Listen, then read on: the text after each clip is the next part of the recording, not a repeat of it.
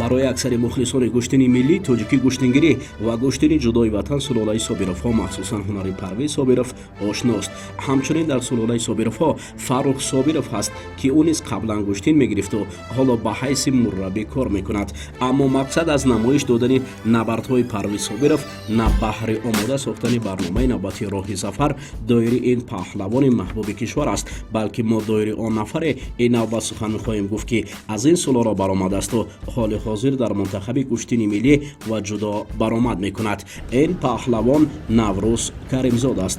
Наврӯз Каримзод паҳлавоне, ки мо гӯштини ӯро дар намудҳои гӯштини миллӣ ва гӯштини ҷудо дидаем ва борҳо ба мақоми аввал баромадааст. Бо дидани гӯштинҳои тағо Наврӯз муҳаббаташ ба гӯштин бедор мешавад.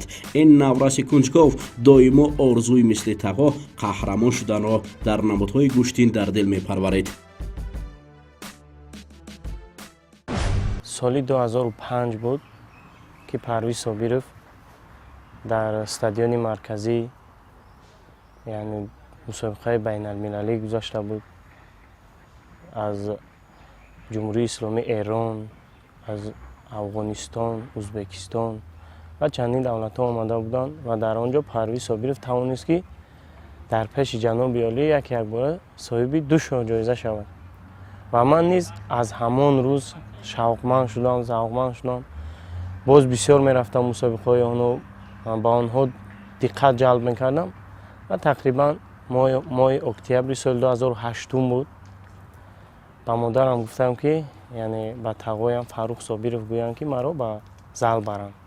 Ман уже шавқманд шудам, машқро сар кунаму ба мисли онҳо яъне гӯштингир шавам. дидори баромади бародарон Парвиз ва Фаррух ин писараки хурдсолро билохира ба толори гӯштин овард. Аввалин қадами Наврӯз дар гӯштин аз толори манеж шурӯъ гардидааст. Мурраббии аввалине, ки ин наврасро гӯштин омӯхт, Суҳроб Бозоров буд. Фаррух Собиров маро аввалин маротиба ба манеж ба устод Суҳроб Бозоров бурданд ва аввалин устоди ман Суҳроб Бозоров мебошанд. Ва ман низ аз соли 2008 моҳи октябр машқу тамрини худро сар кардам. инҷо то соли 2013 тамрин намуду баъдан назди Парвиз Собиров рафт. инҷо бошад толори варзишии Парвиз Собиров аст. Толори варзишие, ки бо ин ном қаблан фаъолият дошт, вале на ба чунин шакли муосир. дари ин клуби варзишӣ навака кушода гардидааст ва аллакай шумораи бештари паҳлавононро бо ҳам ҷамъ овардааст. миёни онҳо Наврӯз ҳам тамрин мекунад, ки барои онҳо Фаррух Собиров машқ нишон медиҳад. Каримзод Наврӯз муддати тӯлонӣ аст, ки машқ мекунад. Аз хурдӣ вақте медид ба тағои худ, мисол ба Парвиз Собиров ва бар ман ҳамчун мо вақте гӯштин мегирифтем, аз ҳамчин бисёр аз хурдӣ завқ кард. дар ин касб синфи 6 буд ё 5 буд шурӯъ кард, гӯштинро шурӯъ кард. то ҳол бошад бисёр тамрини хуб мекунад. баъди ҳамин буд, ки Наврӯз пайваста ба натиҷаҳои назаррас ноил мегашт.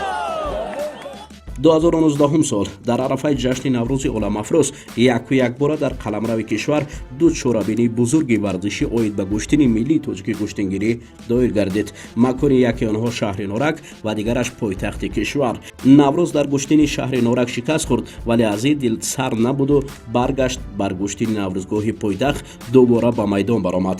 инҷо бахташ омад карду ҳар як марҳила дастборо мешуд. барои гузашт аз усули кор бурдан, бале ҳалол анамин мактаби хуби Собировҳо барои ӯ бисёр ҳам имтиёзи баландро ҳадя кард. аммо Идибек Тоиров худ гумона дошт, ки ин иштибоҳро ба мағлубият мебарад. асан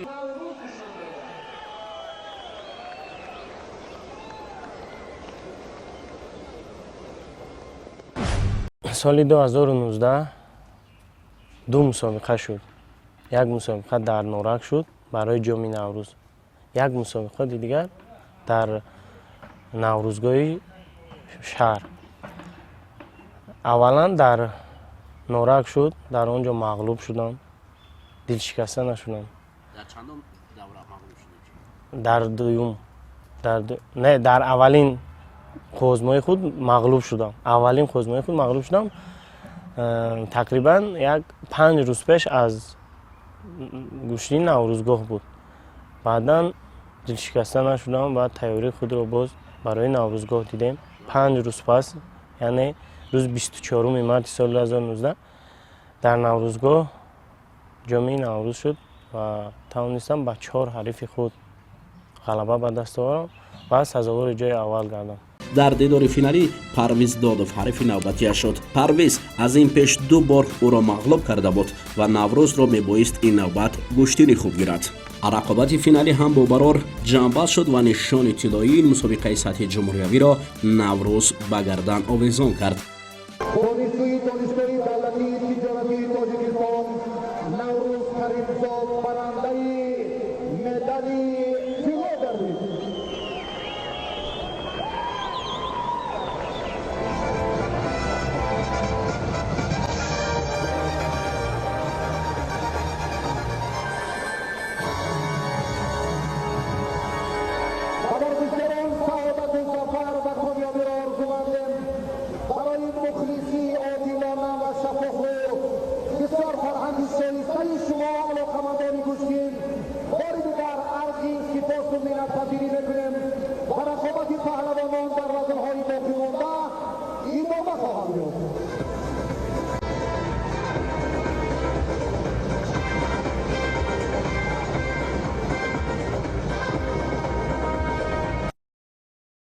اصول‌های یعنی سر کتف و بعداً زدسپ یعنی هلوکی لو میگویم آنها را استفاده برده با یک بدن و با یک پهلو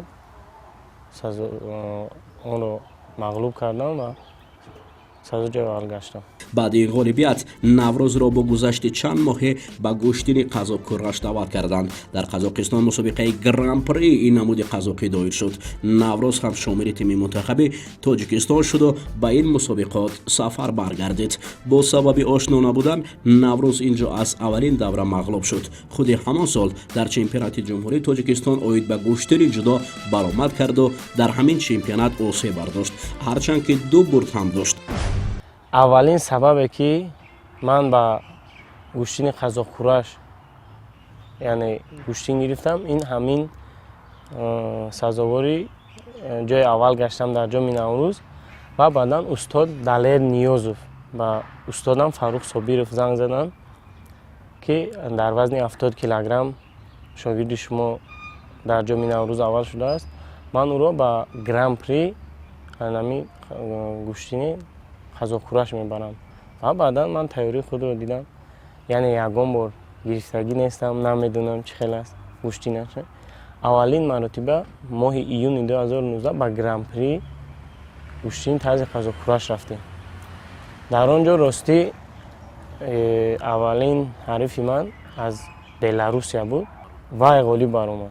مقصد نفهمیدم من چه خیلی گوشتین میگیری چه خیلی است. آخر همین سال چمپیونات جهان گوشتین قزاقی بود و او را دوباره به قزاقستان دعوت کردند. از یک طرف شکست، از طرف دیگر لعب برداشتن او را کمی دیرسر کرده بود، اما ننگ و ناموس نوروز را دوباره به قزاقستان برد. این نوبت به چمپیونات جهان قزاق‌کرغ. استاد دلیر نیاز بود دل شکسته نشوید. یک مرتبه بود نفهمیده چه خیلی گیره چه خیلی کنه در چمپیونات جهان تیار شوید. و بعدا در دوام سال باز چمپیونات جمهوری تاجیکستان از گوشتین طرز جدا بود ماه نوامبر.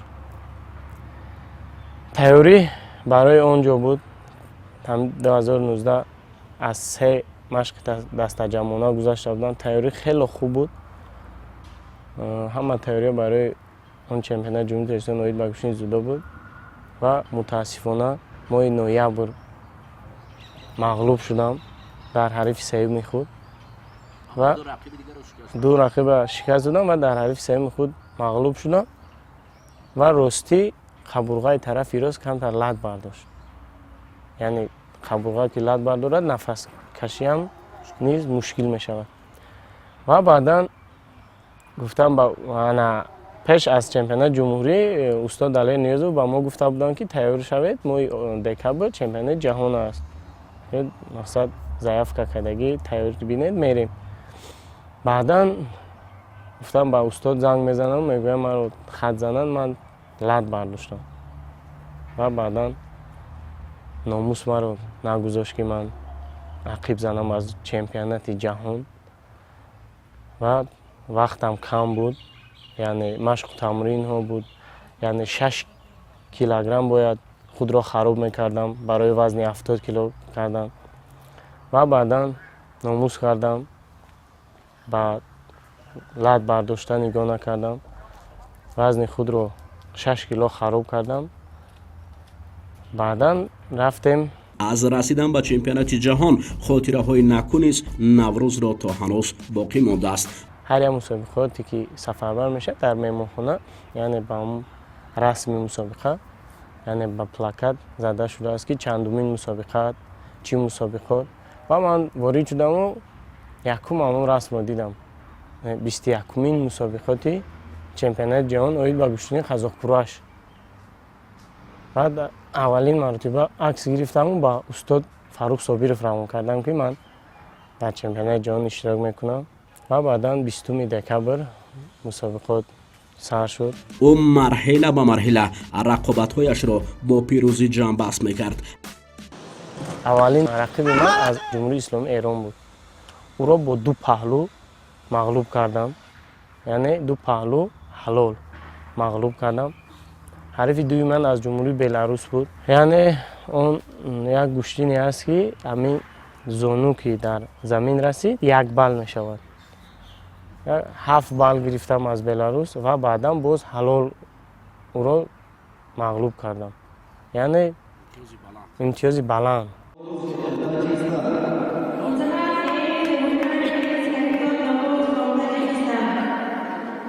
ва дар вохӯрии нимниҳоӣ бо ҳарифи худ аз Муғулистон рӯпарӯ шудем. Беҳад пурқувват.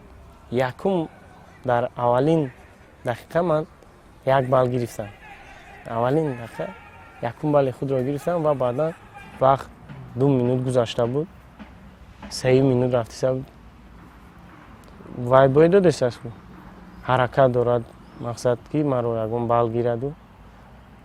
ва баъдан як усули ҳамон лаве ки усули дӯстдоштаи ман аст ки ӯро аз Парвиз Собиров омӯхтам, ки усули дӯстдоштаи ӯ ҳам аст.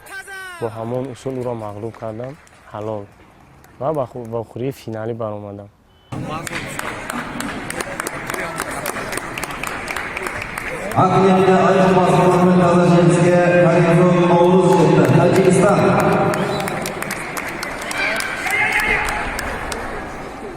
ва дар вохӯрии финалӣ бо ҳарифи гурҷистонии худ ки моҳи октябр дар ҷумҳурии Корея дар чемпионати ҷаҳон оид ба гӯштини само дар вазни 68 килограмм савзавори ҷои дуюм шуда буд.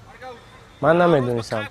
Яъне ба мо ҳамроз Раҷабов сафарбар шуда буданд, гуфтанд ки ҳамин хел ҷоизадор аст, эҳтиёт кун, ҳамин хел фаҳмондам. ва ман нотарсида дар вохӯрии финалӣ баромадам бо ҳарфи гӯштини худ. дар аввалин маротиба 1 баллро гирифтам, 2 балли дигар гирифтам, 3 баллмон ӯро мағлуб карда истодам ва баъдан ӯ 1 балл гирифт, 3-1 шуд ва боз 3 балли дигар гирифтам ва 6-1 ӯро мағлуб кардам. аммо муҳим ӯ ба муроди дили хеш расиду нишони қаҳрамониро ба гардан кард.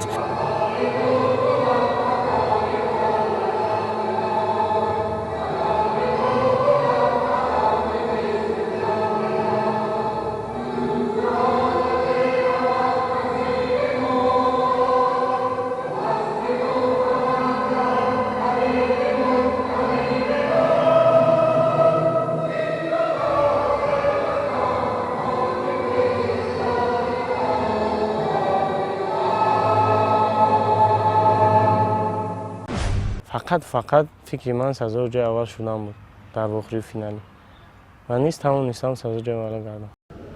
این тамринҳои наврӯз дар толори варзиши бадансозӣ ва кроссфит аст. толоре ки мураббии ҷавон Нековар Ортиқов ин намуди варзишро барои шогирдон дарс медиҳад.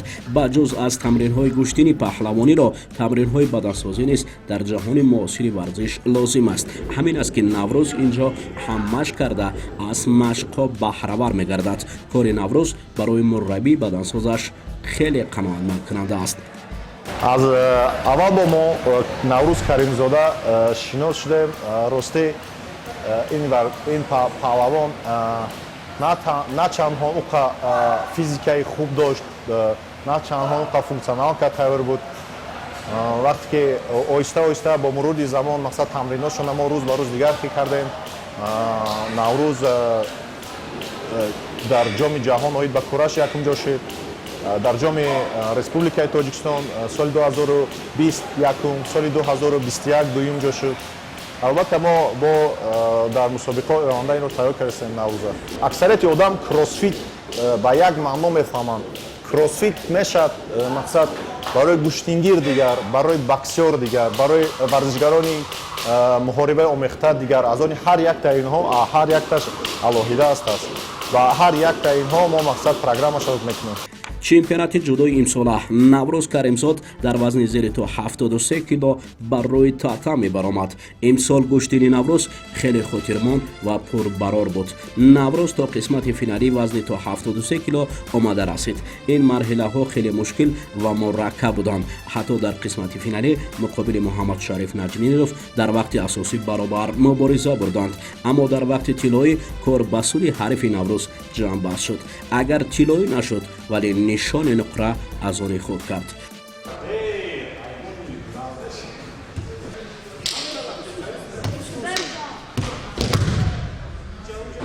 каримзод наврӯз бисёр меҳнати зиёд мекунад. ҳама тарафа тамринҳоро пурра бо пуррагӣ иҷро мекунад ва мо аз каримзод наврӯз дар оянда бисёр натиҷаҳои хубро интизорем.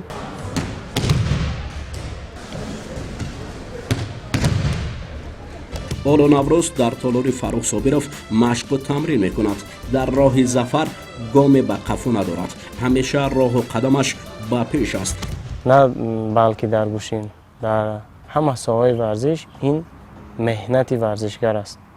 варзишгар ки меҳнат кунад ба ҳама орзуяш мерасад.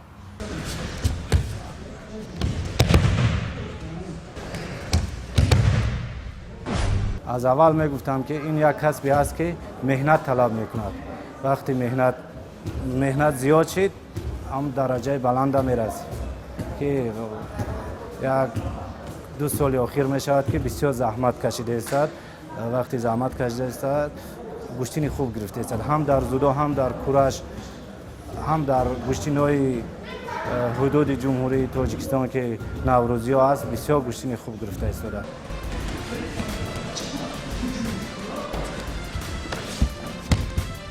дар ин роҳи мушкилу мураккабе ки роҳи зафар аст барои наврӯз бурдбории таманно дорем.